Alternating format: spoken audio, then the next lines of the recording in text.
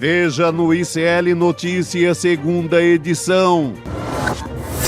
Adeus de mais um do Centrão. Ministro do Turismo Celso Sabino pede demissão após União Brasil exigir que ele deixe o governo. Meu pedido de saída do Ministério do Turismo, cumprindo a decisão do meu partido. Chegou a conta da PEC da bandidagem. Pesquisa aponta que 70% dos brasileiros desaprovam a Câmara dos Deputados.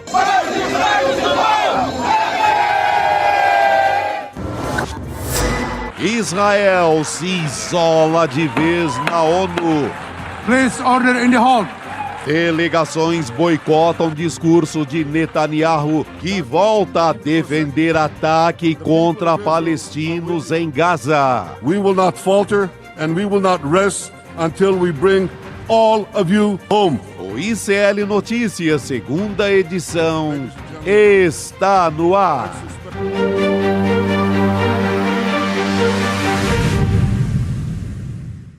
Olá, boa tarde. Seja muito bem-vindo, seja muito bem-vinda. O ICL Notícias, segunda edição, está começando. Já estamos ao vivo nos canais do Instituto Conhecimento Liberta.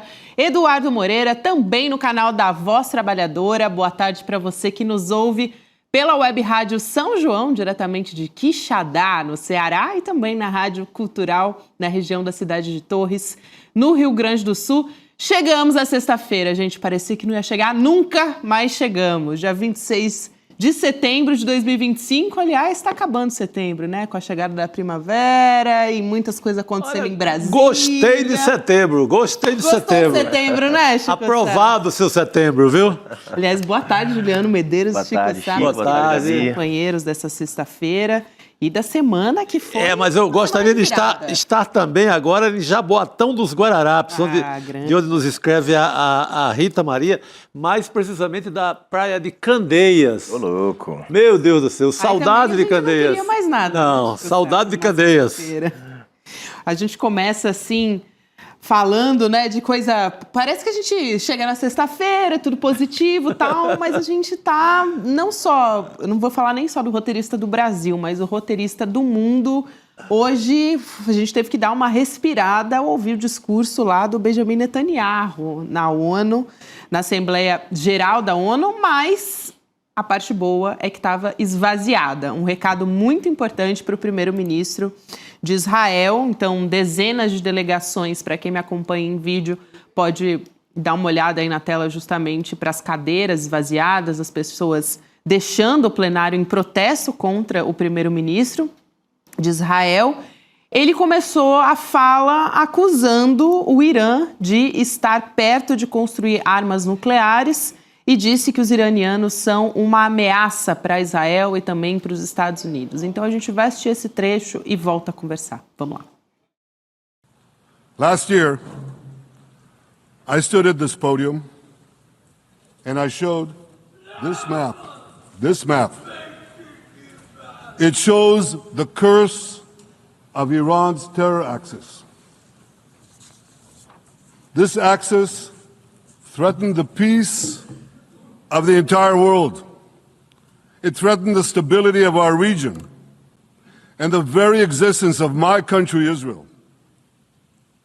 Iran was rapidly developing a massive nuclear weapons program and a massive ballistic missile program.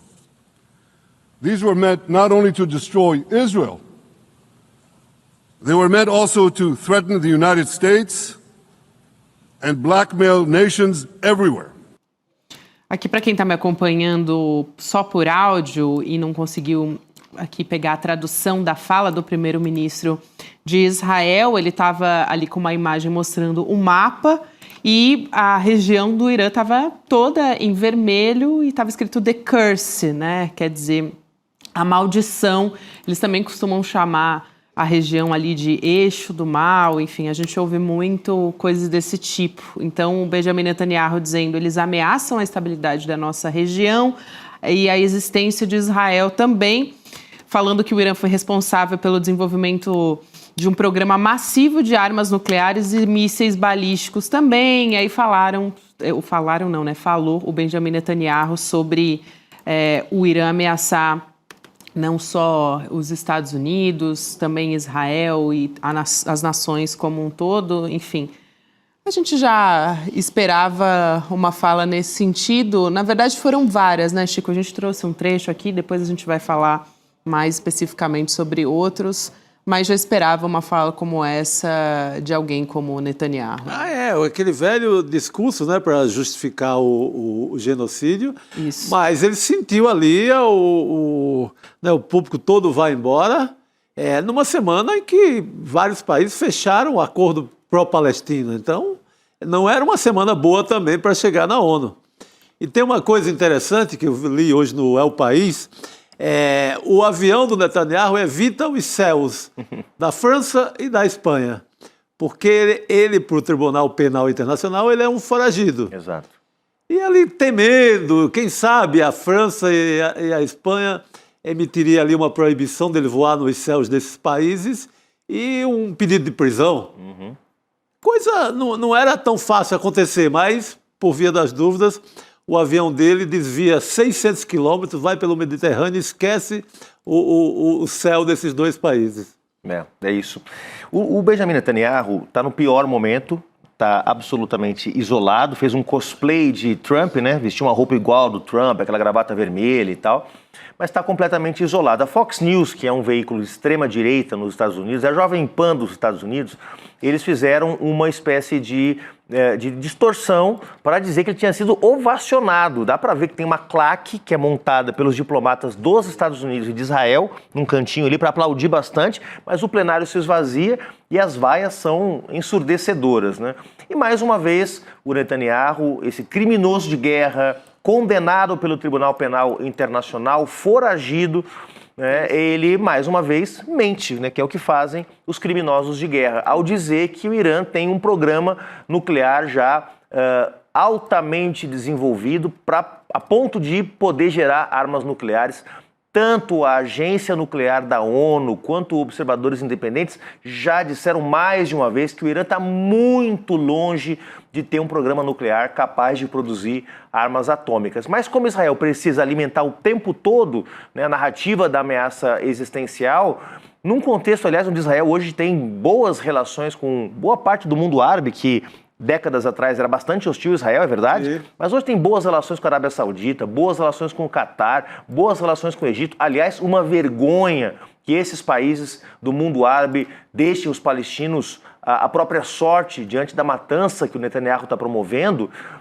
Ele precisa encontrar uma narrativa para justificar a constante violência. Israel já bombardeou 7 países desde o 8 de outubro de 2023, quando o Hamas cometeu aqueles atentados em território israelense. 7 países foram bombardeados por Israel. Líbano, Síria, Catar, Iêmen, Irã. Quer dizer, esse cara acha que pode fazer o que quiser e a ONU, mais uma vez, mostra a sua debilidade ao ter Netanyahu no púlpito da ONU, dando um discurso como se fosse um chefe de Estado como outro qualquer, enquanto bombardeia 7 países. Imagina se o Hitler subiria no púlpito da ONU, por exemplo. Impensável. Exato. Muito importante essa sua fala, Juliana. E só para lembrar também de contextualização, que agora há pouco também a gente teve o anúncio de que a ONU vai reimpor as sanções ao Irã, né? Medida que está prevista para passar a valer às 9 horas do horário de Brasília hoje e foi confirmada depois de uma votação do Conselho de Segurança nessa sexta-feira. Então acabou de sair. E tem um adendo nessa questão do Netanyahu, que o Irã deixou ali fotografias de crianças durante a fala do primeiro-ministro de Israel, tinham os dizeres assim em inglês, assassinadas pelo regime de Israel. Então foi uma maneira de protesto também de um dos países que estavam ali na Assembleia das Nações Unidas, né, o Irã, que foi atacado pelo Benjamin Netanyahu, que falou exatamente sobre genocídio. Né? Veja o paradoxo que nós estamos, pessoal. O presidente da Rússia, e eu não tenho aqui nenhuma simpatia pelo Vladimir Putin, não pode ir à Assembleia Geral da ONU, porque vai ser preso se fizer isso. Sim. Invadir um país, etc. e tal. O Benjamin Netanyahu, que já bombardeou 7 países, que já promoveu, hoje nem se sabe mais, são 100 mil, 150, 200 mil vítimas civis em Gaza, e o sujeito está lá, andando em Nova York, tranquilamente, passeando como se fosse um chefe de Estado de qualquer outro país. Esse é um assunto que a gente vai voltar a falar aqui ao longo do nosso programa, porque o Netanyahu, ele falou sobre Gaza e também obrigou a faixa de Gaza a assistir o discurso dele na ONU. Essa é uma das questões também. A gente vai falar sobre isso mais para frente também ao longo do programa. Só mais um aspecto, Gabi, que me chamou a atenção, é que não é comum ver um chefe de Estado fazendo o seu discurso em outro idioma. Né? E ele sempre faz o seu discurso em inglês. Né? Isso também é parte da estratégia de Israel para tentar difundir, né? Quer dizer, suas ideias de forma a alcançar mais pessoas. Se ele falasse em hebraico, por exemplo, dificilmente alguém poderia compreender. Então, é um dos poucos chefes de Estado, eu não lembro de outro, para falar bem a verdade, que vá para a ONU e não fale no idioma do seu país. Então, tudo isso fazendo parte da propaganda de guerra do Benjamin Netanyahu. É isso. E acho que também vale dizer que, imagina só para as pessoas, né, para os moradores ali da faixa de Gaza, terem que assistir a um discurso como esse do Netanyahu, né, transmitido ao vivo, quão violento isso é. Mais uma, na verdade, né, violência contra os moradores da faixa de Gaza. Vamos voltar a olhar para o Brasil também, meninos, para a gente trazer essa informação. Para você que estava assistindo o ICL Urgente, também já está informado sobre isso, mas a gente vai aprofundar um pouco aqui essa história da saída do ministro do Turismo, o Celso Sabino. Ele oficializou hoje, então, notícia de agora há pouco, pedido de demissão do cargo do Celso Sabino depois das pressões da Federação União Progressista, que é a junção entre os partidos União Brasil e do Progressistas. Então, o ministro vai ficar no cargo até a semana que vem, mais precisamente até a próxima quinta-feira.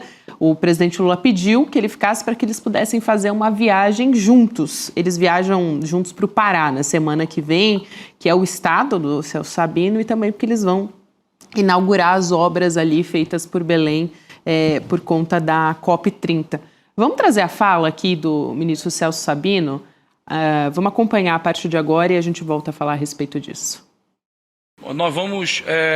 a minha vontade, é clara, é continuar o trabalho que a gente vem fazendo, e a gente tem um trabalho de diálogo mantido, e hoje o presidente acenou com essa possibilidade de ampliar esse diálogo junto com o Partido União Brasil, para que a gente possa ver qual vai ser a cena dos próximos capítulos. Hoje entreguei a minha carta de demissão ao presidente, recebi esse pedido, e assim como o presidente foi muito cortês, confiou em mim, acreditou em mim uma responsabilidade muito grande, e eu estou trabalhando para honrar. Vou seguir conversando com as lideranças do meu partido, apresentando todas as razões que eu expliquei aqui para vocês e que o presidente também falou, e nós vamos continuar o diálogo.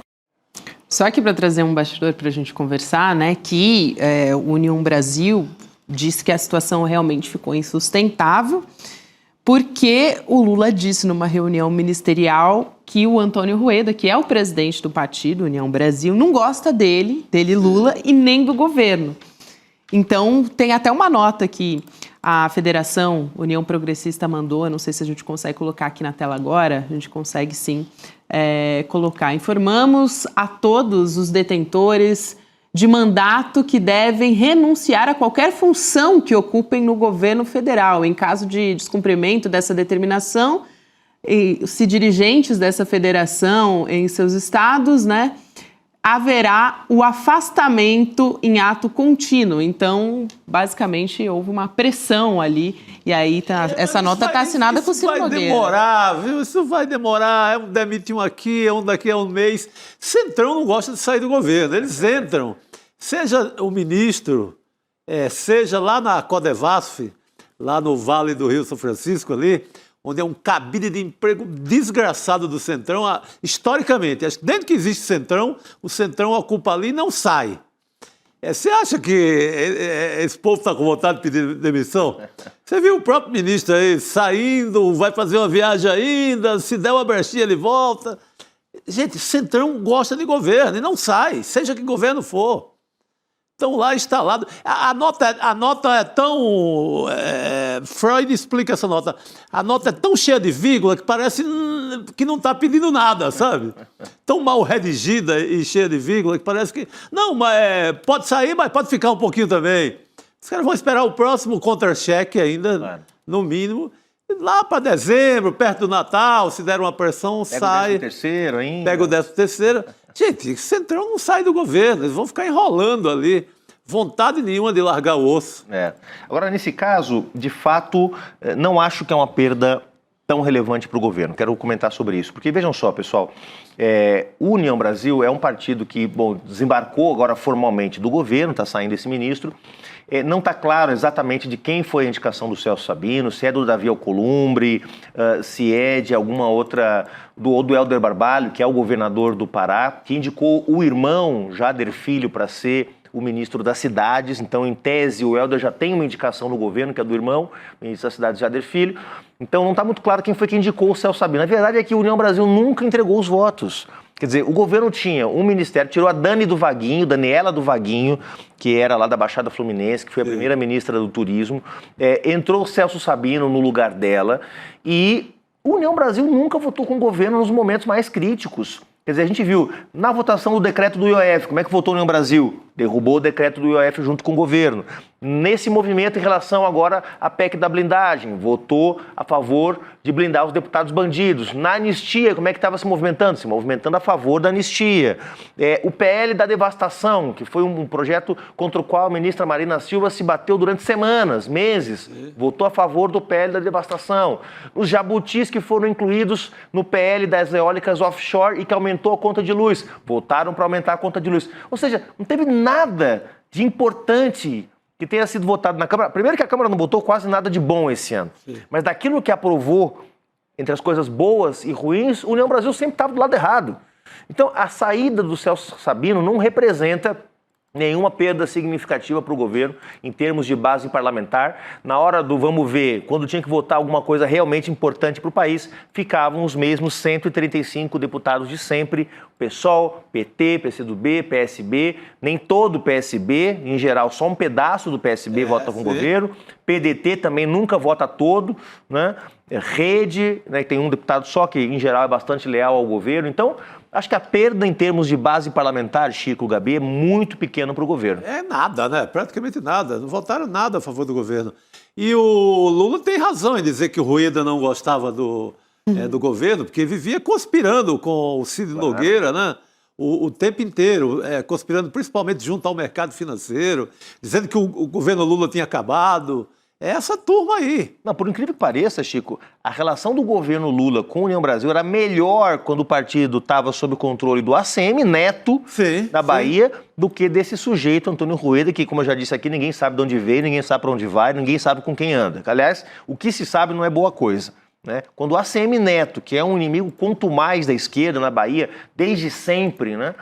Enquanto ele estava na presidência do partido, a relação parecia ser mais civilizada do que agora com esse arrivista que chegou ao comando do partido. E também não era uma saída esperada, né? Porque desde que estava se debatendo a questão da anistia, né, para os golpistas, União Brasil e o PP já tinham anunciado ali uma movimentação para deixar a base, eu acho curioso também, deixar a base, porque eles nunca estiveram na base, né? Como você estava descrevendo aqui. Mas indicaram muitos cargos pelo país, como disse o Chico Alencar. Um abraço pro Chico Alencar.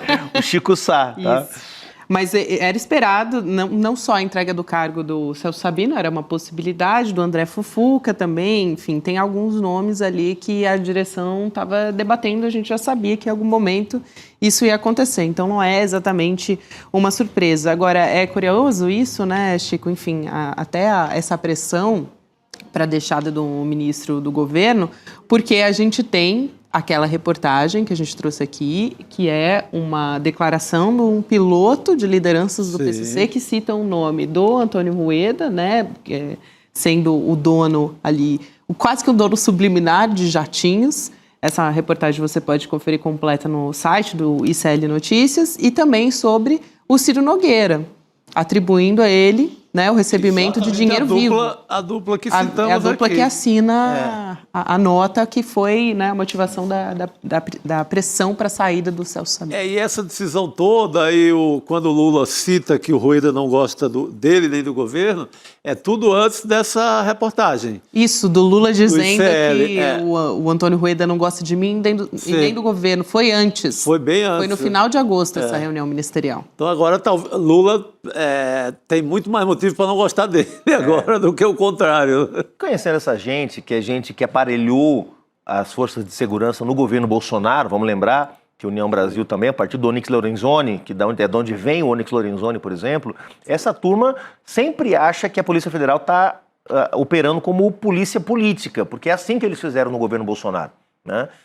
Vazando operações da PF, colocando a PF para perseguir adversários e tal. Então, na cabeça de um sujeito como o Rueda, se tem uma operação da Polícia Federal indo atrás do PCC e encontrando nessa busca algum tipo de laço entre o PCC e o Ciro Nogueira do PP, entre o PCC e o próprio Rueda, óbvio na cabeça do Rueda que isso tem a ver com o governo. Eles não conseguem conceber uma Polícia Federal autônoma que investiga, que vai atrás dos crimes, né? Na cabeça do cara, ele está sendo perseguido e isso, obviamente, acelerou também o desembarque do União Brasil do governo. Isso aí, boa.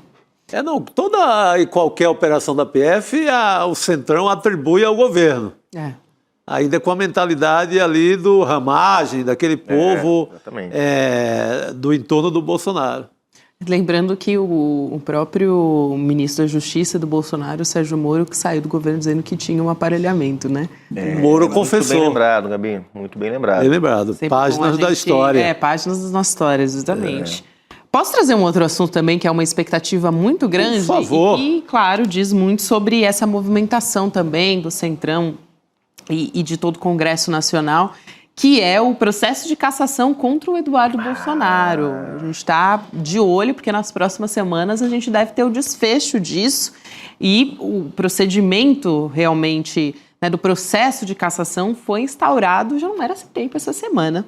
Então, finalmente instaurado nessa semana, a relatoria que preocupa, porque ficou com um deputado que defende a anistia para os golpistas e também o impeachment do ministro Alexandre de Moraes, do Supremo Tribunal Federal.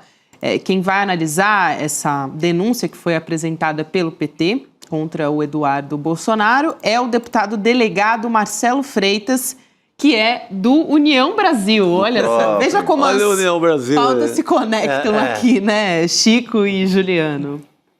Mas super importante, né? Finalmente, a gente já comentou muito aqui, né, como a Câmara tem sido incapaz de enfrentar casos como esse, né? Quer dizer, nós tivemos a Zambelli, deputada federal ainda, né, tem uma decisão do Tribunal Eleitoral de afastá-la do cargo, né, de perda de mandato, mas essa decisão ainda, esse processo ainda não chegou ao final. Ela é deputada licenciada, pessoal, a Carla Zambelli, está presa na Itália, deputada licenciada da República Federativa do Brasil.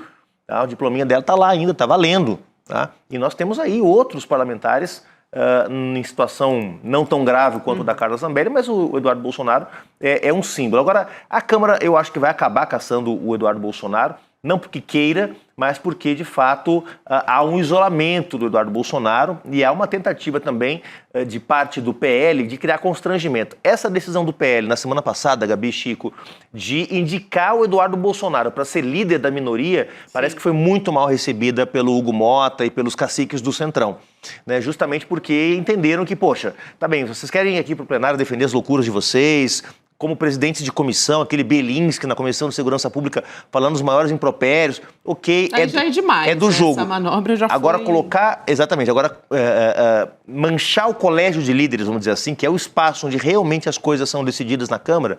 Quer dizer, realmente não, né? Porque elas são decididas na casa do Hugo Mota, na reunião do Centrão lá com o Arthur Lira. Nos jantares. Mas onde formalmente é decidido, né? Colocar o Eduardo Bolsonaro nesta cadeira, mesmo que simbolicamente, foi muito mal recebido. Então, acho que isso também ajudou a destravar o processo contra o Eduardo Bolsonaro. Foi muito mal recebido e eu queria também reforçar que a escolha foi do presidente do Conselho de Ética, o Schellchat, né?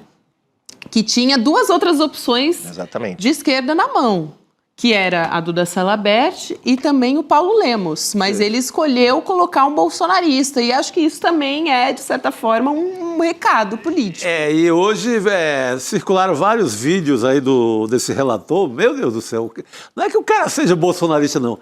Ele é quase da família. As declarações dele, assim, elogiando toda a família, principalmente o Eduardo, são imorais. Não teria como esse cara ser relator. Ele não tem moral nenhuma, isenção nenhuma para ser relator nesse caso. Mas não tem jeito.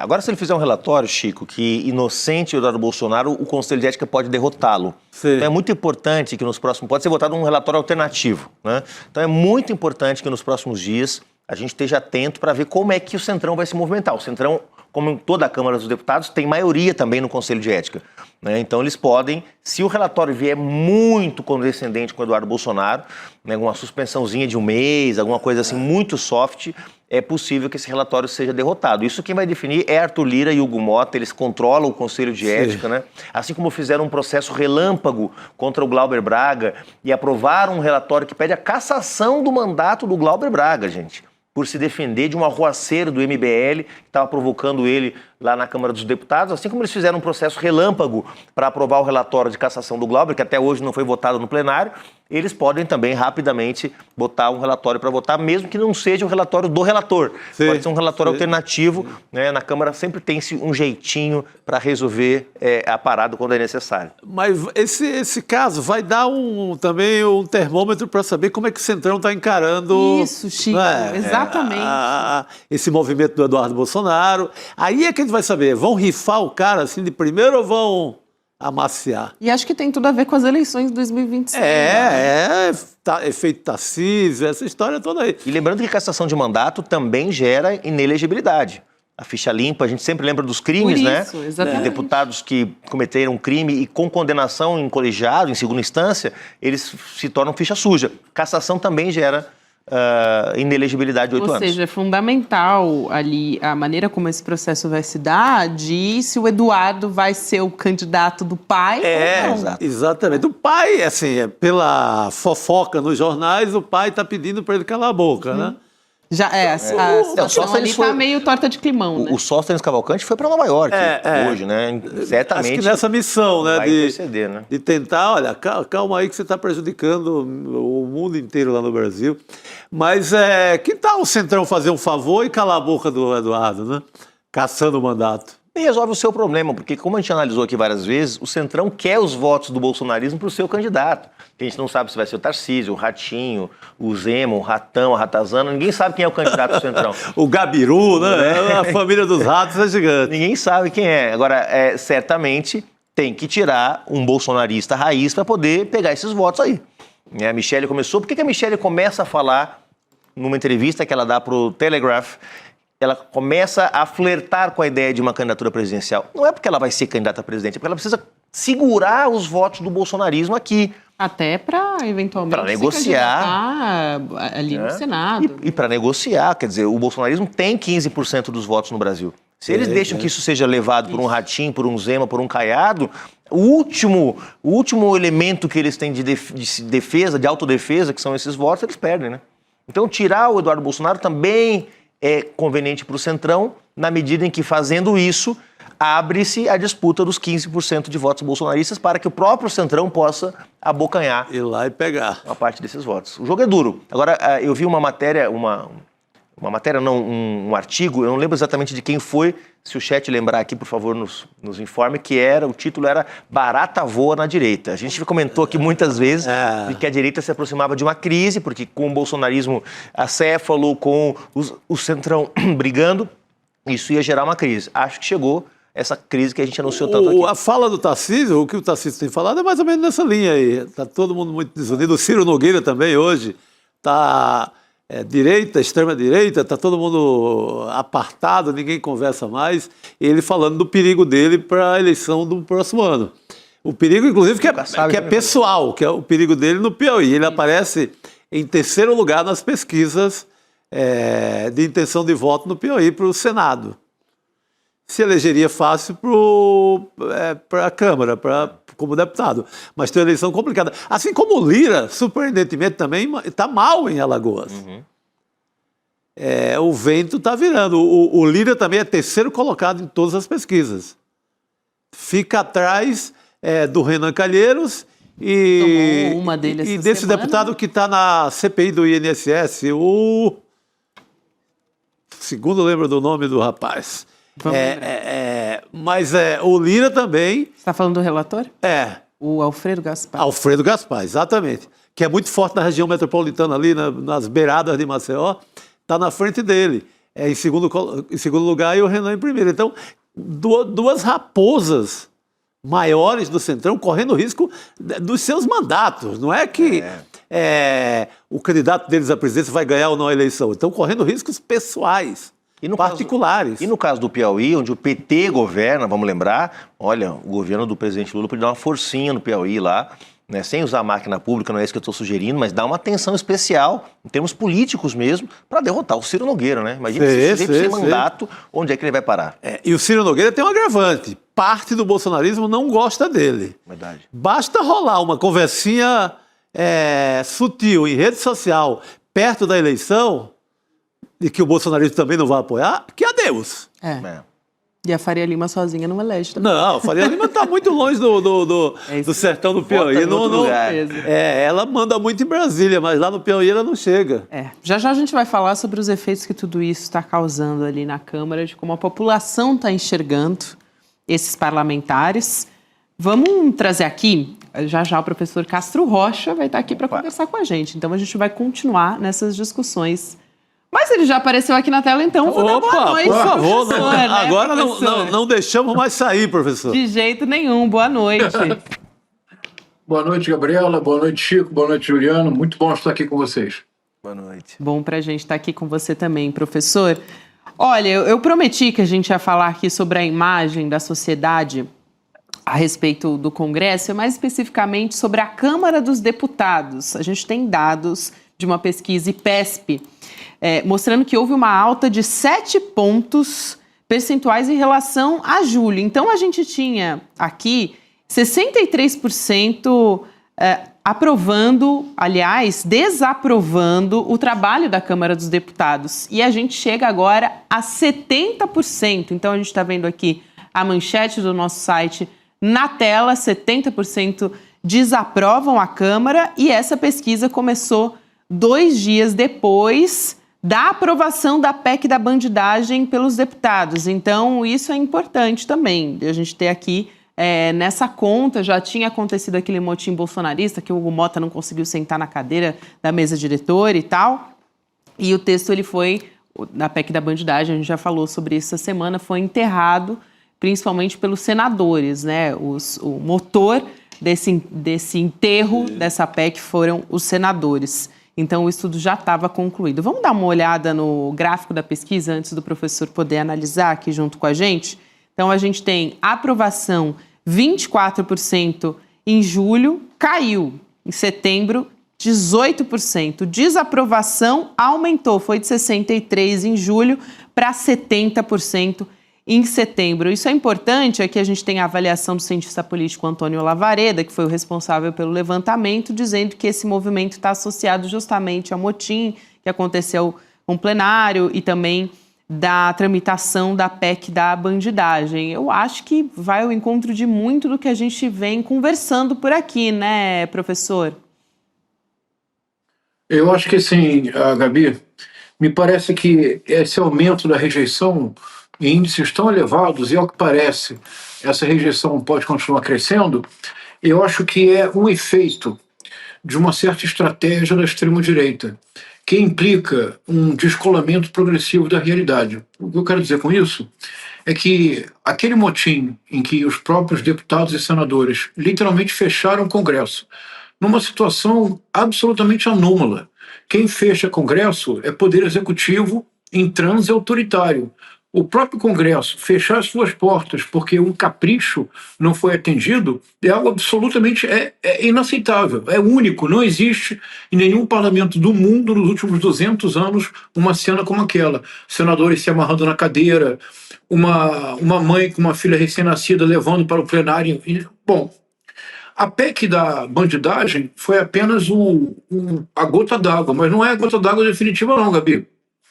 Porque então a PEC da bandidagem, houve essa reação notável no domingo passado, manifestações realmente extraordinárias, um repúdio completo à tentativa da classe política se erigir não mais em classe política, mas em casta, totalmente acima de qualquer espécie de responsabilização ou acima da lei.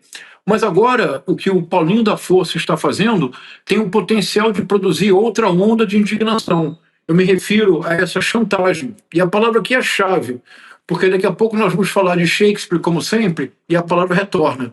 O Paulinho da Força está ameaçando uma chantagem. Ou pauta-se e vota-se a anistia, que seria não anistia, mas a redução da dosimetria, ou a isenção do imposto de renda não avança.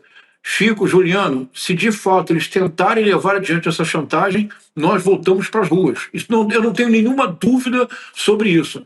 Então me parece, Gabi, o que nós estamos assistindo agora é um sintoma da doença real produzida pela extrema-direita. É um descolamento completo da realidade. Eu acompanhei, fiz até um vídeo que vocês generosamente reproduziram no ICL.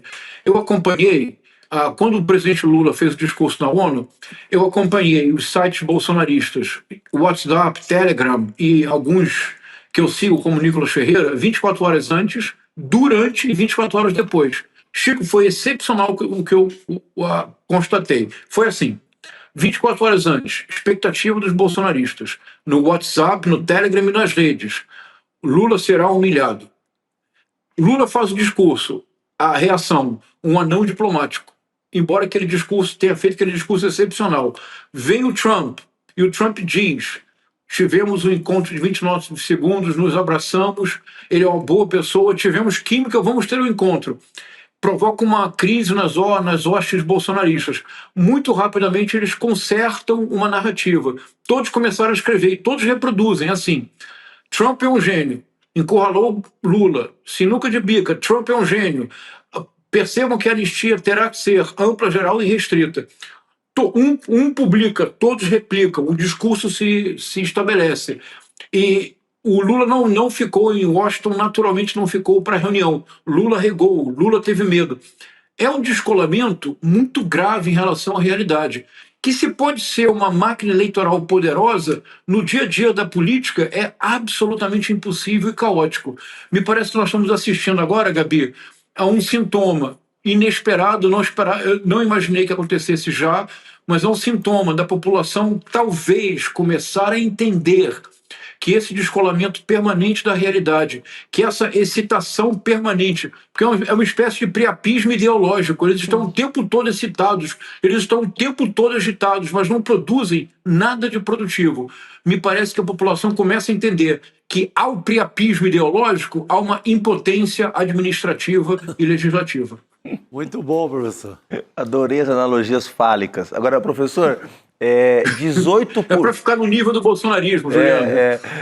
18% ainda de pessoas aprovam o trabalho da Câmara. É bastante surpreendente, porque ter 18% significa que...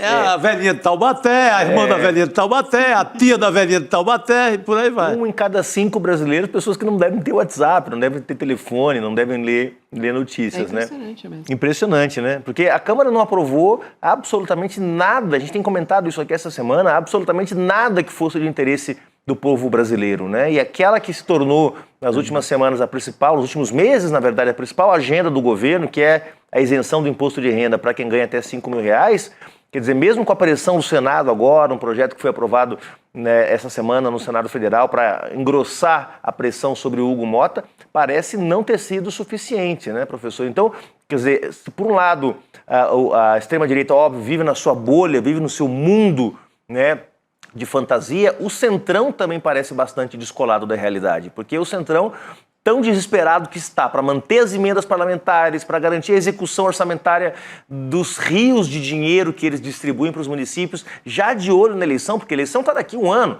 4 de outubro, rigorosamente dentro de um ano, a eleição para deputados federais, deputados estaduais vai estar em curso no Brasil, né? Então, parece que também estão descolados da realidade, né? E essa turma, apesar dos pesares, em geral, entende mais da realidade, do pulso do povo brasileiro, porque são líderes locais, porque são muitas vezes chefes de bandos políticos regionais em todo o país. Mesmo essa turma que costuma ter mais pulso, que costuma ter mais sensibilidade para a opinião pública, parece bastante descolada, né, professor? Com certeza, Juliana. E é interessante que você mencione esses 18%. Eu tenho defendido já há alguns anos, desde 2021, quando o bolsonarismo parecia estar no auge, que nós fizéssemos uma distinção entre bolsonaristas e eventuais eleitores de Bolsonaro. Eu creio que o que nós estamos assistindo agora é a desidratação dos eventuais eleitores de Bolsonaro.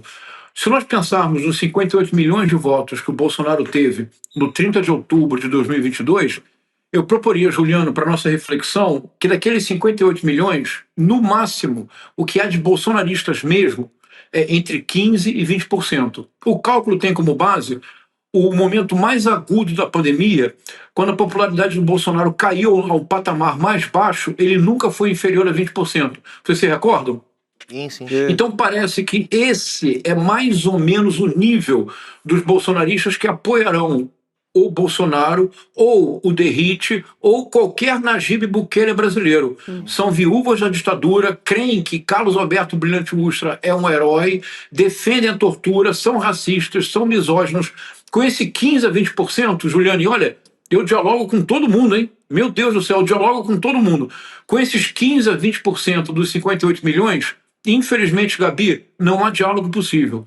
Nós apenas precisamos esperar que a lei funcione e que o que é crime seja punido. Mas esses 15%, 20% dos 58 milhões são mesmo viúvas da ditadura, defendem mesmo, Juliano, um governo autoritário, acham mesmo que o Derrite será o melhor senador da história de São Paulo. Mas, para nós temos que dialogar com 80% de eventuais eleitores de Bolsonaro. No universo de 58 milhões de pessoas, nós estamos falando de algo próximo a 40 milhões de pessoas. Não é pouco. Nossa, agora, o Centrão, me parece, Juliano, que o problema do Centrão não é exatamente o problema ideológico dessa ala bolsonarista. Por exemplo, vocês assistiram esta semana a ida do Fernando Haddad à comissão no Senado, da comissão mista, Senado e Câmara. Chico, aquilo foi uma vergonha. Vergonha total. O Fernando Haddad, eu creio que foi a melhor atuação pública do Fernando Haddad em muitos anos. Porque ele foi, como sempre ele é, educado, mas desta vez ele não foi um gentleman. Ele foi um homem educado, mas um homem brasileiro. Quando foi necessário, ele deu as respostas para aquelas pessoas absolutamente delirantes. Mas o Centrão, me parece, Juliano, que o Centrão está com uma outra síndrome, que não é essa síndrome de descolamento de caos cognitivo sem conexão com a realidade, que é bolsonarismo, caos cognitivo sem conexão com a realidade. O Centrão, eu creio, eles estão muito conectados com uma realidade policial, isto é, eles estão realmente preocupados com o avanço das investigações do orçamento secreto no Supremo Tribunal Federal, porque se esse processo realmente avançar, Juliano, você que é do mundo político, conhece muito mais do que eu, olha, não vai sobrar muita gente não, Juliano, e nós podemos estar falando de nomes como Arthur Lira. Então, nós podemos estar falando de processos sérios envolvendo figuras que nós nem imaginamos que podem ser atingidas, mas que se as investigações continuarem, as consequências serão graves. Eu creio que, no momento, essa é a preocupação real do Centrão. Aliás, o Senado, que foi o grande responsável ali por enterrar a PEC da bandidagem, professor Chico e Juliano, também tem parlamentares que estão chateados com o Hugo Mota, né, com o presidente da Câmara dos Deputados, e tramando ali uma maneira de retalhar os senadores. Estão cobrando uma resposta do Hugo Mota e, nesse sentido também, segundo a Folha de São Paulo, tem líderes de grandes partidos que estão tentando encontrar maneiras para responder para o Senado. E aí eles podem também travar projetos de interesse, por exemplo, dos senadores. E uma das questões que está sendo colocada ali também é, de repente, atuar na CPI do INSS para direcionar as investigações contra o Senado também. Então, tudo isso é uma maneira desses deputados responderem, né, a essa... Vamos dizer, o Senado realmente barrou, né, a PEC da bandidagem. E agora eles estão querendo responder ou querem que o Hugo Bonta responda. E só antes de ouvir o professor, é interessante que tudo isso acontece sem que o governo esteja diretamente envolvido em nenhuma dessas crises, em nenhuma dessas brigas, né? Aliás, a queda na aprovação da Câmara coincide com um empate técnico entre aprovação e desaprovação do governo, né, que essa semana alcançou o melhor patamar depois de muito tempo, né, uma diferença que já chegou a ser de 9 pontos entre aprovação e desaprovação, agora é de 2 pontos apenas. Então também a aprovação da Câmara vai caindo no momento que a do governo vai subindo, sem que nenhuma dessas brigas, blindagem, anistia, tenha a ver diretamente com o governo. Não é uma crise, não é uma crise envolvendo o governo, né, professor? Isso. Eu não sei, Gabi, vamos ter tempo de falar do querido Shakespeare ou não? Sim, teremos. Pode ficar despreocupado. Podemos, não pode passar... Podemos ir ao Shakespeare, então? Por favor, porque eu vou responder o Juliano, o Chico, e vou tentar pensar. Ele vai fazer uma intersecção aqui. Entendi, professor. Isso. Professor. Vamos tentar, Gabi? Vamos. Por favor. Você sabe que Genial. A vantagem de ser professor de literatura é que se eu tentar e não der certo, ainda assim eu recebo meu salário. Isso é uma coisa boa de ser professor de literatura. Mas vamos lá. Eu tenho pensado muito no Rei Lear, Chico, Juliano e Gabi, e para a nossa audiência. E eu tenho a impressão que o que nós estamos assistindo com o Bolsonaro é uma síndrome de Lear. E com o Eduardo Bolsonaro também. E que vai em breve afetar o Trump. O que eu me refiro? Rei Lear é uma enorme peça shakespeariana, talvez seja o seu texto mais trágico. É uma peça tão desesperançada, tão nihilista, que por muito tempo, na Inglaterra, não se admitia encenar a peça como Shakespeare a compôs. Porque na peça o rei, Lear, morre, a sua filha, a que ele amava mais e que era das 3 irmãs, a Regane, Goneril, Cordélia, era de fato aquela que amava o pai, também morre no final, e o público inglês não suportava essa dimensão trágica, e eles mudaram o final, durante muito tempo, mudaram o final do Rei Lear para que o rei não morresse, a filha não morresse, ele recuperasse o poder. Mas o que é a peça? O Rei Lear é um homem idoso, e ele decide ele toma uma decisão que nem sempre é bem compreendida, porque, Gabi, é uma chantagem. O que ele faz? Ele reúne as 3 filhas, Regane, Goneril, a Goneril, a mais velha, Regane e Cordélia, a mais jovem. E ele diz assim, vou ler para você. Posso ler, Gabi? Ele diz assim, olha, um mapa.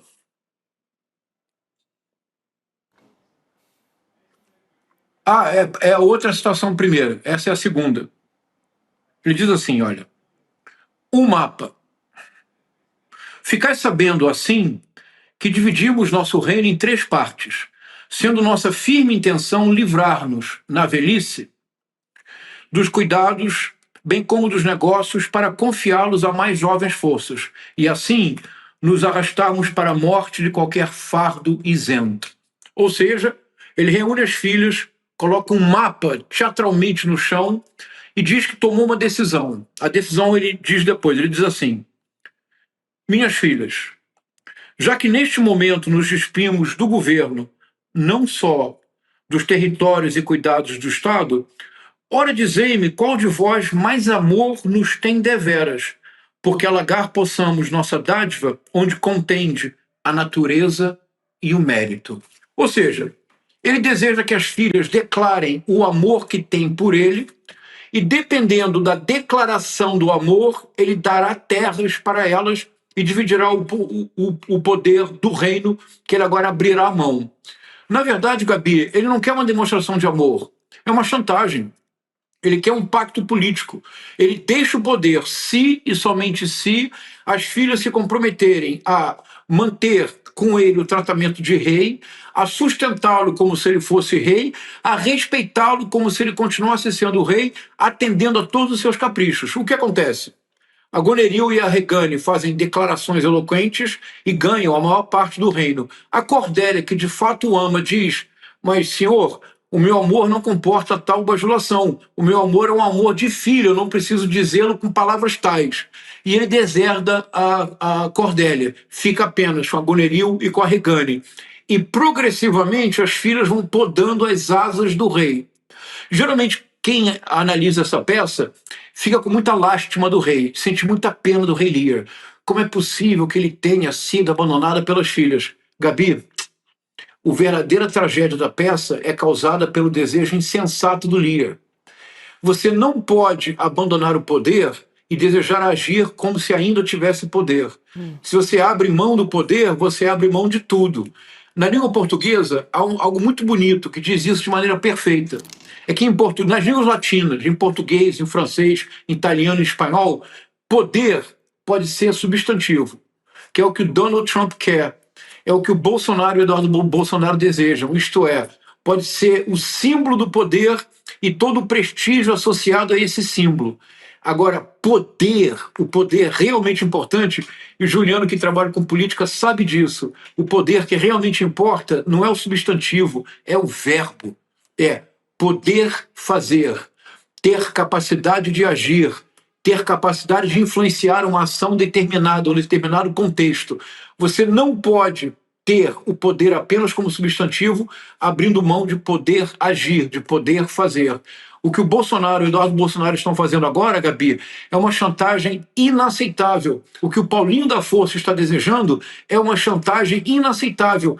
Eles não possuem poder enquanto verbo para desejar ter um poder enquanto substantivo. Durante um tempo no Brasil, quem reuniu as duas coisas de maneira autoritária, férrea, foi o Arthur Lira, quando foi presidente da Câmara.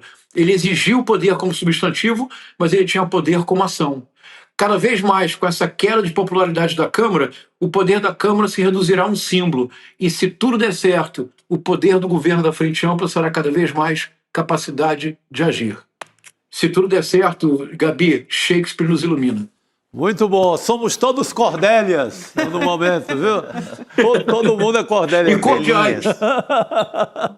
Muito bom, professor. Nossa, a mente vai indo... Eu fui pega, assim, de um jeito que eu já estava até me descolando do programa já. Eu estava mergulhada em Shakespeare aqui, junto com o professor. Sensacional. Importante para a gente abstrair um pouco para tentar entender esse cenário, essa quadra da história. A Cordélia, o que pega também nela é a sinceridade, né? Sempre ali.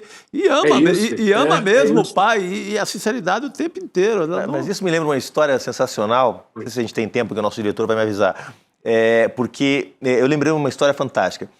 O presidente Lula, numa entrevista, se eu não me engano, com o grande Fernando Moraes, disse que fez uma brincadeira, dizendo que quando morresse queria abrir os olhos no caixão durante o velório para olhar quem estava em volta dele, para saber quem gostava dele. E eu tive a oportunidade de dizer: presidente, o problema é que o senhor não precisa mais fazer isso. O senhor tem que lembrar quem estava com o senhor em frente ao sindicato dos metalúrgicos do ABC, quando o Moro expediu a ordem de prisão contra o senhor. Aquela hora é mais importante. Ali que é a hora de saber. Porque as juras de amor, meu amigo, quando você é presidente, quando você deixa esse mundo, quando você está no caixão, claro, essas são as juras fáceis de fazer. Agora, as juras de amor... Boa. Portão do sindicato, essa que é a hora. A lealdade, você pode medir, são nos maus momentos. Quando você está lá, prestes a ser preso, quem estava... E aí eu não vou dizer quem estava e quem não estava, mas tinha muita gente que hoje tem altos espaços neste governo que não passou nem perto de São Bernardo naquele dia. Não estava. É verdade. Muito bom. Excelente. Professor, hoje tem aqui conversas literárias, né, na sua rede social. Não quero deixar de anunciar aqui. Quando acabar o N2, tem lá a live do professor no @João César Castro Rocha, César com Z. Então começa às 7h da noite, que é sobre a primeira missa no Brasil. Queria que você antecipasse um pouquinho, professor, o que você vai trazer nessa live. Gabi, eu vou fazer uma coisa totalmente nova. Essa é a conversa literária de número 28. Bacana, não é? Daqui a pouco vamos chegar a 100. Isso aí. E sempre são textos literários. Eu decidi dessa vez Como na semana passada eu conversei sobre a canção do exílio do Gonçalves Dias e a nova canção do exílio do Carlos Drummond de Andrade, em que um poema reescreve o outro, eu decidi trabalhar com a primeira missa no Brasil, o quadro de 1861 do Victor Meirelles, que todos conhecem, mas um painel menos conhecido, Gabi, mas que é absolutamente brilhante, uma das maiores obras das artes plásticas brasileiras, que é o painel Primeira Missa no Brasil, do Cândido Portinari, de 48, em que ele vira pelo avesso o quadro do Victor Meirelles. Acho que vai ser divertido. Eu acho que vai ser divertido. Não tenho também. dúvida, professor. É uma boa para essa sexta-feira, então, hein, professor? Convidar toda a nossa audiência aí para também. 19 horas. Isso aí. Um beijão, professor. Obrigada, sempre Obrigado, um prazer Gabi, muito te receber obrigado, pessoal. assim. Obrigado, querido. Obrigado. Mais uma vez. Obrigado. Quero também fazer outro convite aqui para quem está nos acompanhando, que não é para essa sexta-feira, não, é para domingo. A gente vai ter a aula de Eduardo Moreira aqui para falar sobre o Guia da Liberdade Financeira. Então, faltam 2 dias só, você pode deixar o seu e-mail em srn2.com.br. Se você está me acompanhando pela televisão, também dá para apontar o celular aqui para a tela, para o canto, e você vai acessar o mesmo link se você colocar aí no seu navegador. Então, você deixa o seu e-mail, a gente te avisa que a aula do Edu está começando. Como a gente já falou aqui, são estratégias para cuidar melhor do seu dinheiro, conquistar a autonomia financeira sem mentira, sem dizer que você vai fazer o seu primeiro milhão em um mês, que isso não existe. A gente trabalha aqui com a realidade. Essa coisa aí é a síndrome do Onassis, né? 1 milhão antes dos 30 anos. Esquece isso, vamos baixar a bola e vamos para a realidade. E realmente conseguir, né, proteger e saber também como pegar essa renda que você tem hoje com a sua realidade e fazer ela... Né? E saber colocar ali no lugar certo, não cair no conto dos bancos, né? É isso, tem tantas ameaças, né, Chico, sabe? Das bets, aos empréstimos super fáceis, aos imóveis que estão prontos e não sei o quê. Quando você vai ver, rapaz, você comprometeu sua renda. Você vai ver, você está ali perdido no reino das criptomoedas. É, exatamente. No reino das criptomoedas. Eu não quero me perder aí, não. Cuidado. E seguimos aqui, depois a gente vai voltar a falar sobre a PEC da bandidagem aqui também, mas é importante a gente voltar a falar sobre o discurso do Benjamin Netanyahu na ONU. Agora há pouco, no começo do programa, a gente trouxe um trecho da fala dele, falando que o Irã era um perigo, né? E ele mostrou aquele mapa dizendo que a ameaça era o Irã. Então a gente traz agora a Cristina Serra para comentar com a gente essas falas do Netanyahu. A gente tem outros trechos aqui para trazer daqui a pouquinho também. Cris, boa noite para você. Oi, Gabi, Chico, Juliano, boa noite. Boa noite, querida. É isso. Cris, de uma maneira geral, queria te ouvir sobre esse discurso do Netanyahu, e foi tão simbólico pelas nações que deixaram ali o plenário enquanto ele estava falando. A gente vai trazer o primeiro trecho da fala dele e aí depois eu quero te ouvir. A gente vai, assim, destrinchando aos poucos esse discurso do Netanyahu aqui, o que ele significa. Vamos lá. So, here's where things stand today. Half the Houthi leadership in Yemen, gone. Yahya Sinwar in Gaza, gone. Hassan Nasrallah in Lebanon, gone. The Assad regime in Syria, gone. Those militias in Iraq, well, they're still deterred. And their leaders, if they attack Israel, will also be gone. And for Iran's top military commanders and its top atomic bomb scientists, well, they're gone too. Ele citou aí, para quem nos acompanha só por áudio, né, uma série de...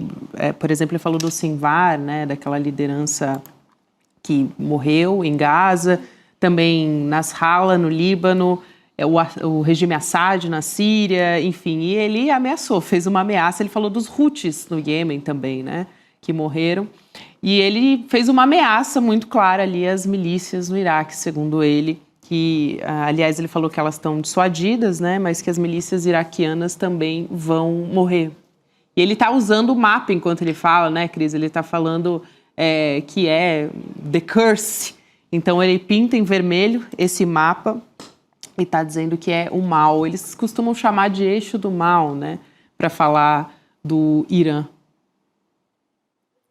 A maldição, né, é um discurso muito parecido com o que os republicanos dos Estados Unidos usam há muito tempo, né? O George Bush fazia muito isso, né? Falava muito do eixo do mal, em que ele falava do Afeganistão, né? Al-Qaeda, Iraque, Irã, Coreia do Norte, Cuba e por aí vai. É um discurso. O Netanyahu fez um discurso na ONU, um discurso de guerra, um discurso de ataque, um discurso belicoso, beligerante o tempo inteiro, num lugar que você deveria conversar, construir pontes, né, falar sobre tentativas de soluções, enfim, para alcançar a paz. O discurso dele é dobrando a aposta, né? É um discurso de guerra, ele só fala de assassinatos, né? Porque ele está falando, precisamente nesse trecho, ele está falando de lideranças, né, desses países que você mencionou, que foram assassinadas em ações de Israel, né? E fica, então, no ar o que ele ainda pode fazer com relação ao que ele chamou de milícias no Iraque e também com relação ao Irã. Fica uma sensação de que, digamos assim, Israel ainda não dá por encerrado, né, não dá por encerrada, digamos assim, a sua missão no Irã, né? Fica no ar uma possibilidade de novas ações militares contra o Irã. É apavorante, o discurso inteiro dele, quando você assiste na íntegra, é de fato um discurso apavorante de alguém que ainda indica que vai aumentar, né, suas ações militares, claramente com o apoio dos Estados Unidos, com uma linguagem muito próxima, né, praticamente semelhante à que os Estados Unidos utilizam. Então, esse pesadelo que a gente está vendo em Gaza, ainda, pelo que ele falou, vai continuar por algum tempo. Isso preocupa, né, Cris? Porque em meados de junho, Israel fez uma série de bombardeios contra o Irã, teve diversas pessoas morreram, inclusive militares, tinham cientistas ali ligados ao programa nuclear do Irã também, e o Irã respondeu com mísseis e ficou nessa um tempo. Então agora o Netanyahu retomar, e ainda mais colocando esse mapa, né, como um mapa do terror ali, então a gente pode, de repente, até ver um novo capítulo dessa história que não estava encerrada e estava muito na cara que realmente não chegaria ao fim, né? Que Israel não se daria por satisfeita.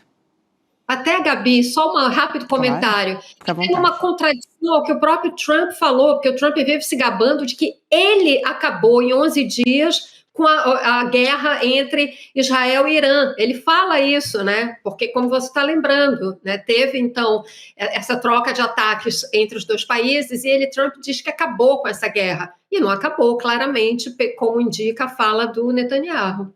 Perfeito, Cris. Eu acho que é importante essa lembrança mesmo, porque o Trump ele está querendo, de qualquer jeito, ali receber, vamos dizer assim, louros por estar instaurando a paz. Ele diz isso, né? Sempre ele faz uma lista fictícia de guerras terminadas, né? Que eu nunca vi. Só se for a Batalha de Tararé. Essa ele deve ter acabado, mas essas guerras não.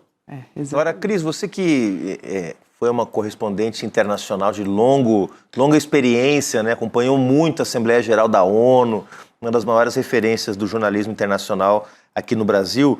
Você lembra de algum outro momento em que um líder foi tão hostilizado numa Assembleia Geral da ONU? Quer dizer, nós estávamos mencionando aqui mais cedo, né, que vários líderes não vêm, não podem vir porque tem restrições. O próprio Vladimir Putin não pode pisar nos Estados Unidos porque tem contra si uma ordem de prisão. No caso do Netanyahu, ele viaja o mundo com os devidos cuidados, desviando ali dos países, mas está lá em Nova York fazendo esse teatro bizarro que a gente acaba de ele sabe que ele não vai assistir, ser preso, né? porque sabe que não vai ser preso, fazendo esse teatro bizarro que ele acaba de fazer. Você lembra de outros episódios onde, assim como Netanyahu, houve uma hostilidade tão grande contra um líder? Não lembro mesmo, tentei fazer esse retrospecto, porque vi na hora que ele vai começar a falar, várias delegações se levantam e vão embora, como deve mesmo ser feito, né? Tem que ficar muito claro esse repúdio a ele. O que eu lembro, Juliano, é o próprio Netanyahu.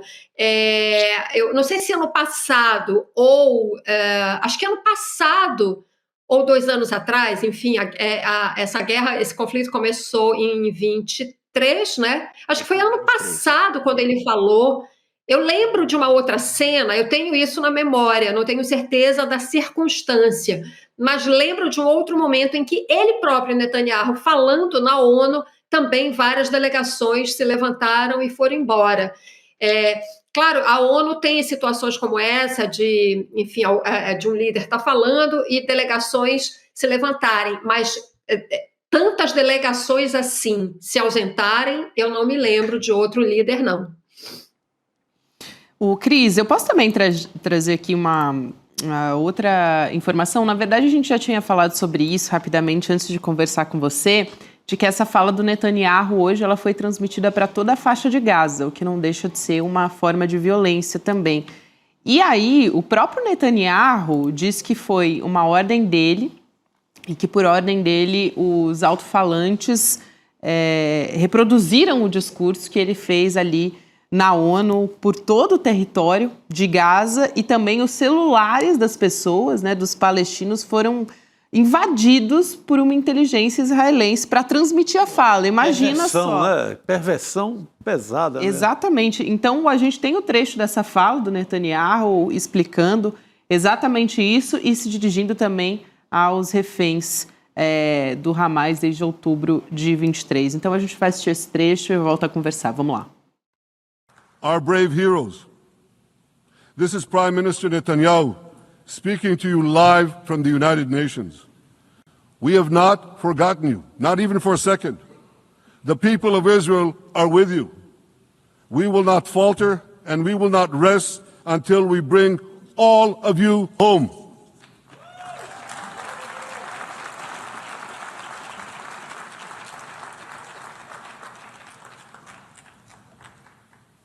Ladies and gentlemen, thanks to special efforts by Israeli intelligence, my words are now also being carried. They're streamed live to the cell phones of Gazans.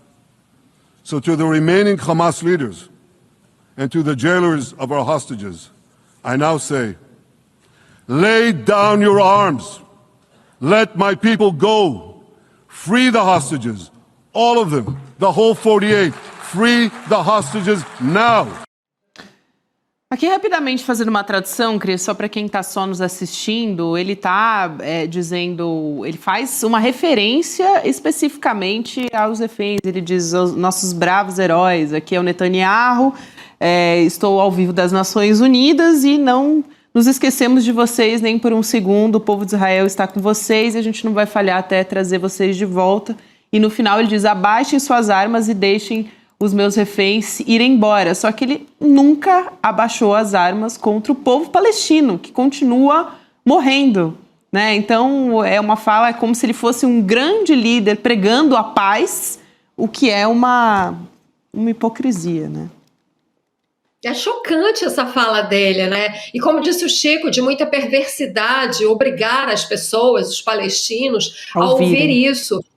O Netanyahu falou coisas absurdas, mentiras. Ele falou, Israel está alimentando os palestinos. Aí ele faz um cálculo, não sei até se vocês separaram esse trecho, se eu estou me adiantando, mas ele faz um cálculo de quanto cada palestino tem recebido de comida entregue por Israel, e dizendo que o Hamas está roubando essa comida.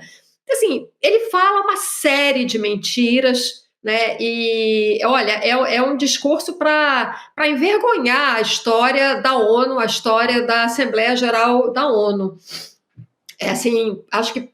Bom, a gente já assistiu discursos com muitas mentiras, né? Os discursos do Bolsonaro, por exemplo, né, nos envergonharam bastante nesse sentido. Mas esse discurso guerreiro do Netanyahu e essas mentiras que ele conta sobre as ações supostamente humanitárias, a suposta preocupação de Israel com os civis, sendo que 65 mil pessoas foram mortas, assassinadas, né, executadas. Eu estava lendo hoje uma reportagem mostrando que grande parte dos civis palestinos deslocados dessas regiões, até porque insistentemente Israel fala que eles têm que se afastar, que eles têm que sair da cidade de Gaza, né, porque Israel quer tomar conta de Gaza, esses deslocados, uma parte deles está vivendo em cemitérios numa cidade ao sul da faixa de Gaza, já mais próxima ali da fronteira com o Egito. Eles não têm onde ficar, essas pessoas não têm onde morar. Elas estão morando dentro de cemitérios. E aí a reportagem traz foto das crianças brincando entre túmulos. Você quer coisa mais cruel do que isso? Hoje mesmo também um dos secretários ou ministros lá do governo israelense falando dos planos para a ocupação da faixa de Gaza, planos imobiliários, né? Porque 90% da infraestrutura de Gaza, das residências, das construções, já estão destruídas. Então, agora, né, a hora que eles considerarem que estão com ocupação total, né, enfim, tomarem conta definitivamente daquele território, vão começar, então, os planos, a execução de projetos de ocupação imobiliária. Então, assim, como acreditar em qualquer palavra que esse sujeito está falando, né? É como disse o Juliano, é o teatro, né? O teatro da hipocrisia, né? Ô, Cris, você falou aqui do cálculo, né, que ele fez, e aqui eu estou separando. Ele diz que enviamos 2 milhões de toneladas de ajuda a Gaza, acho que era disso que você estava se referindo.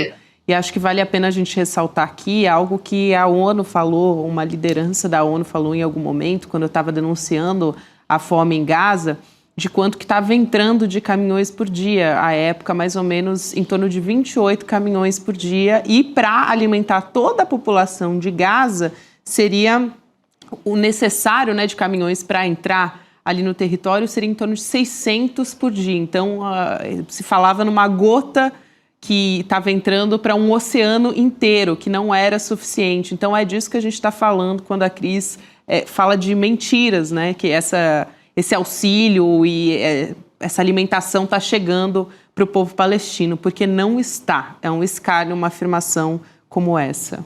E revelando todo o plano final, né? O plano final é a ocupação do território, como já há documentos do Ministério da Defesa, já há declarações públicas do próprio Netanyahu, e negócios, né? Isso que é disso que se trata, matar gente para fazer negócios.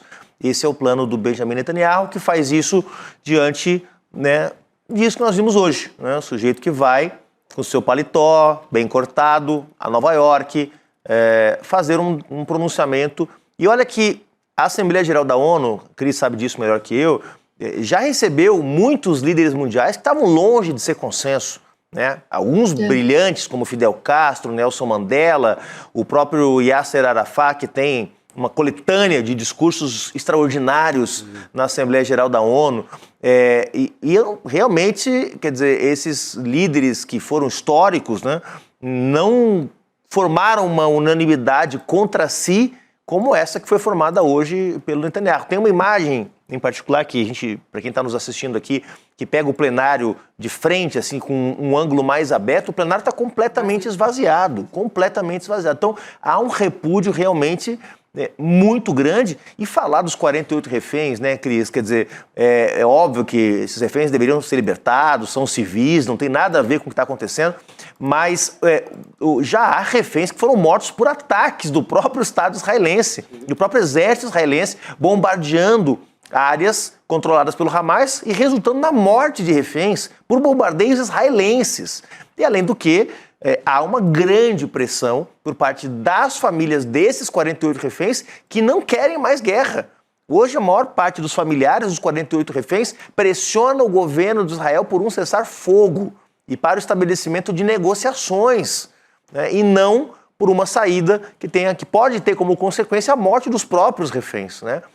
Ou vão morrer de fome, porque Israel não deixa chegar comida, ou vão morrer bombardeados, ou vão morrer por um ato do próprio Hamas, quer dizer, que pode decidir em algum momento ceifar a vida desses reféns diante da ausência de qualquer alternativa de negociação. Então, hoje, falar de 48 reféns nesse discurso é uma tremenda de uma hipocrisia. Exatamente. Eu quero só fazer... Só um detalhe muito rápido sobre essas palmas que ele recebe, evidentemente, da delegação de Israel, dos seus diplomatas, mas também as delegações podem levar convidados. E nas galerias eles levaram convidados no governo israelense, e por isso essas palmas que a gente ouve em alguns momentos do discurso dele. Ou seja, eles levaram uma claquezinha, né, para ele não ficar ali falando diante do silêncio, da ausência das pessoas das outras delegações. É isso, Cris. E é logo depois daquela frase dele, let my people go, né, deixem meus reféns irem embora, ele está fazendo uma referência de forma muito perspicaz aqui, o Antônio Fari da nossa equipe, nosso jornalista, ele traz uma frase referência, uma frase bíblica, né, do Moisés para o faraó antes de sair do cativeiro no Egito. Então ele pegou essa referência ali para trazer no discurso dele, enfim, para ser emblemático, queria que fosse uma fala forte, mas a gente já trouxe uma análise muito maior do que, na verdade, simbolizou esse discurso do Netanyahu diante de tantas mortes, né, diante de tanto sangue dos palestinos. Eu não sei se vocês têm alguma questão a mais para trazer a respeito disso, porque eu queria trazer um outro olhar a respeito da ONU, tocar para falar do presidente Lula e da relação com os Estados Unidos ali. Essa semana, muito que se falou, né, Cris? Até gerou muito meme na internet, foi essa química do Donald Trump com o presidente Lula. O presidente Lula abriu a Assembleia da ONU, fez um discurso, a gente já falou muito sobre isso aqui, muito forte, né, ressaltando a nossa soberania brasileira. E logo na sequência foi a vez do Donald Trump, que entre vários absurdos também fez um aceno ao presidente Lula. E aí muita gente dizendo que, porque ele mesmo falou da química, né? Foi uma fala do próprio Donald Trump e por isso que virou meme na internet. Eu aqui estou explicando tudo de novo para quem estava em Marte, porque todo mundo falou a respeito disso essa semana. E essa foi uma empreitada, Cris, Juliano e Chico também, que foi assim, nos bastidores se falou muito de onde veio, quem é que foi o cupido dessa história. Foi uma apuração ali que partiu do Estadão, a partir de documentos. Quem foi o cupido foi o vice-presidente Geraldo Alckmin. Aí eu vou explicar essa história, esse encontro. Não foi por acaso, foi fruto de uma conversa sigilosa, muito longa, né, tratativas, ali negociações entre o nosso vice-presidente, o Geraldo Alckmin, e o Jameson Greer, que é representante comercial dos Estados Unidos. Essa informação foi confirmada também pela nossa jornalista aqui, da nossa equipe do N2, a Juliana Fadul. Então, parece, Cris, que também o Alckmin, a gente já tem falado sobre o papel dele em todas essas negociações, desde a taxação dos Estados Unidos contra o Brasil. Ele estava ali, foi ele que tocou para que fizesse o gol, né? Foi ele. Mas para você ver, Gabi, desde que começaram, né, as tarifas, enfim, desde que começou a imposição de tarifas, desde ainda quando eram ameaças, o presidente Lula designou o vice Alckmin para ser o interlocutor, não só aqui dentro, mas para fora também. O que faz todo sentido, até porque ele é ministro da Indústria e Comércio, Desenvolvimento, Indústria e Comércio. Então ele tem interlocução constante com os setores produtivos, né, e fazia todo sentido que ele estivesse na coordenação para entender os impactos, que medidas poderiam ser tomadas, etc, etc. Então, é um desdobramento natural que ele fizesse essa interlocução também, né, com o exterior. Enfim, eu vi muito rapidamente a matéria do Estadão, mas entendo que a atuação do Alckmin foi nesse sentido, só que, mais uma vez, quem designou o Alckmin para este papel foi o Lula, né? Então, assim, o Lula, estou falando isso para dizer que o Lula sabe colocar as pessoas certas nos lugares certos, né? Vejo dessa forma. Agora, olhando para frente, como é que vai ser esse encontro, né? O Trump falou aquela coisa toda, foi de uma simpatia, de fato, inesperada, surpreendente. Agora, a gente sabe que não se escreve o que o Trump fala, ele não é uma pessoa confiável, né? É uma pessoa volátil, de temperamento volátil, de humor volátil, eu quero dizer. Uma hora é uma coisa, outra hora é outra. Então, esse encontro precisa ser muito bem planejado, arranjado. Pelo que a gente tem visto, né, o encontro no Salão Oval da Casa Branca está descartado, e a tentativa que está sendo feita é que o encontro seja naquele resort de luxo que o Trump tem na Flórida, Mar-a-Lago, porque lá seria um espaço, digamos assim, mais preservado para o encontro dos dois presidentes, e um espaço também em que aquele tipo de armadilha que o Trump costuma preparar para outros chefes de Estado na Casa Branca, lá ele não teria o mesmo espaço para fazer esse tipo de coisa. Então, de fato, os negociadores brasileiros desse encontro estão cautelosos, né, como tem que ser, para que, de fato, esse encontro renda alguma coisa e não seja meramente uma armadilha para o presidente Lula. Eu absolutamente, né, acho que muitos aqui de nós não confiamos no Trump, então isso tudo precisa ser feito. O encontro precisa acontecer, de fato, mas tudo com muito cuidado. E eu não tenho dúvida que assim será, porque, enfim, o Lula, aliás, teve uma semana gloriosa, né? A atuação dele na ONU foi absolutamente impecável, é uma semana de boas notícias para ele, né? Inclusive nas pesquisas, aí subindo sua aprovação. Ele está num momento tão bom, ele está em tão grande forma, que eu tenho certeza que ele saberá conduzir muito bem esse encontro com o Trump. Agora, Cris, uma outra questão. Você acha que esse encontro, você mencionou, né, é um encontro que deveria acontecer, mas você acha que esse encontro pode ser comutado, vamos dizer assim, num telefonema, num encontro virtual, ou que o Palácio realmente tem interesse na foto dos dois juntos, com todos os riscos que isso inclui? Você mencionou, a gente sabe que os riscos não são pequenos, né? Trump já humilhou o Zelensky, já humilhou o presidente da África do Sul, já humilhou o presidente do Fed. A própria turma lá do G7, ele colocou numas carteiras escolares, assim, abaixo do nível dele. Ele armou um cenário de teatro lá, de modo a ele imperar ali, né? Então ele sempre tem uma pegadinha ali. É de fato um cenário bastante perigoso, né? A gente sabe, Juliano, Chico, Gabi, eu acho que neste momento, neste momento, né, os assessores no Palácio do Planalto estão pesando, né, avaliando todas as possibilidades, né? É claro que o encontro, olha, mesmo no encontro virtual, tem risco. Tem risco. Sim. Seja qual for o formato, tem risco. Alguns você controla um pouco mais, outros um pouco menos. Mas, enfim, estão avaliando essas condições. E agora, o que eu acho importante, isso é fato, esse encontro tem que acontecer. O encontro presencial sempre rende mais. Mas aí é aquela coisa, você tem que medir muito bem os riscos, né? Prós e contras, e dessa avaliação, então, a escolha vai ser feita. Agora, eu acho também, sabe, que o Brasil e o Lula não tem que ter medo desse encontro, né?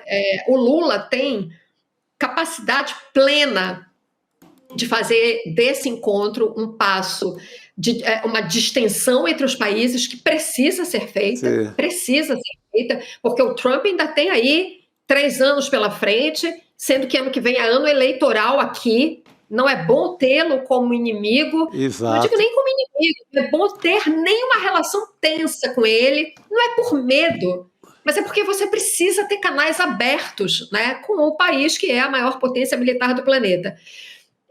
Então, assim, confio plenamente na capacidade do Lula de fazer do limão uma limonada, sabe? E transformar esse encontro, no mínimo, no começo de uma distensão, sabe? E estabelecer essa interlocução. Ele tem que estabelecer. A interlocução, a iniciativa tem que estar com a gente, tem que estar com o Lula, eu quero dizer, tem que estar com o governo brasileiro, tem que acabar com essa história desse Eduardo Bolsonaro e desse Paulo Figueiredo, toda hora, se vangloriando de que tem canais na Casa Branca e que ficam articulando medidas contra o Brasil. Isso tem que acabar. Então, eu vejo esse encontro como uma enorme possibilidade, uma enorme oportunidade do Lula, então, limpar o terreno, distensionar, e claro, não é na primeira oportunidade que você vai resolver todos os contenciosos. Isso é o começo, né? Mas eu tenho plena confiança na capacidade do Lula de limpar o terreno, sabe, desobstruir esse canal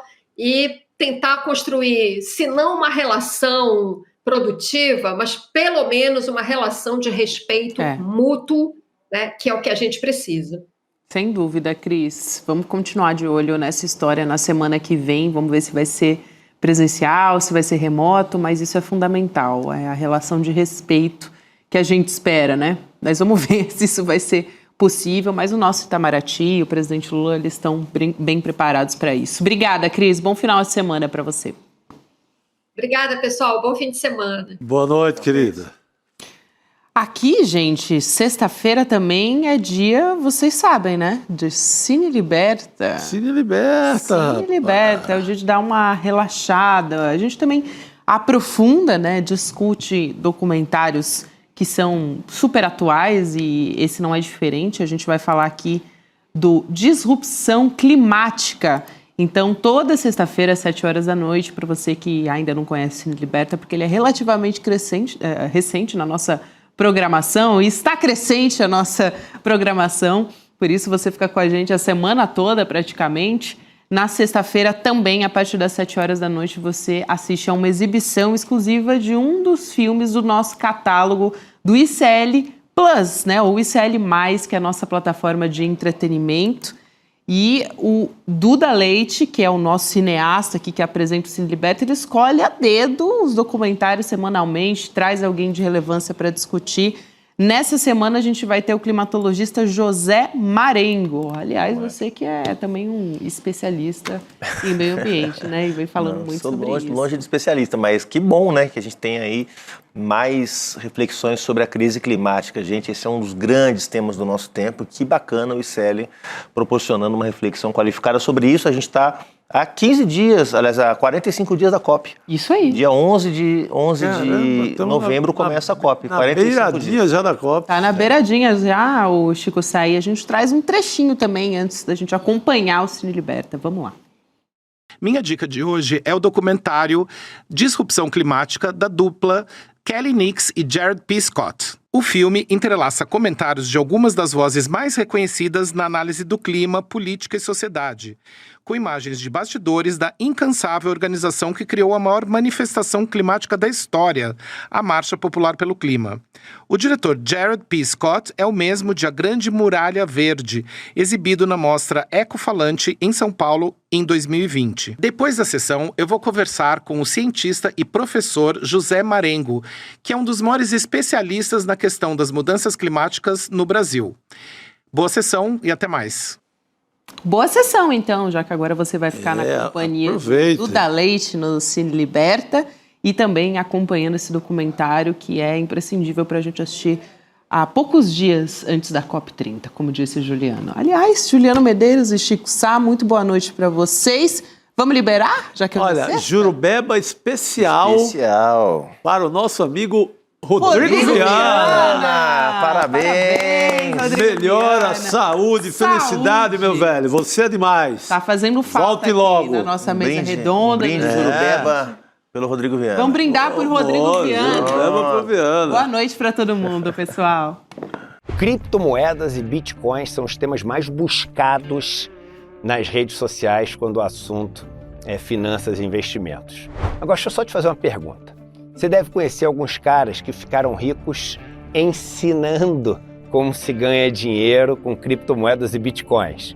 Mas quantas pessoas dos teus amigos e amigas você conhece que ficaram ricas com isso? Pois é, provavelmente ninguém, né? E deve conhecer algumas pessoas que já perderam muito dinheiro com isso. Mais de 95% dos investimentos com bitcoins e criptomoedas acabam sendo um desastre. Eu vivi mais de 20 anos no mundo do mercado financeiro e sempre tem algum assunto que é o assunto onde todo mundo acha que vai ficar muito rico. Já foi avestruz, já foi boi gordo, já foram umas operações malucas lá com ouro. Cada ano é uma coisa. A verdade é que se você souber o básico e começar a integrar na sua vida um hábito de investir com consciência e consistência, em 5 anos você vai estar melhor do que hoje. Daqui a 10 anos você vai estar muito melhor do que daqui a 5 anos.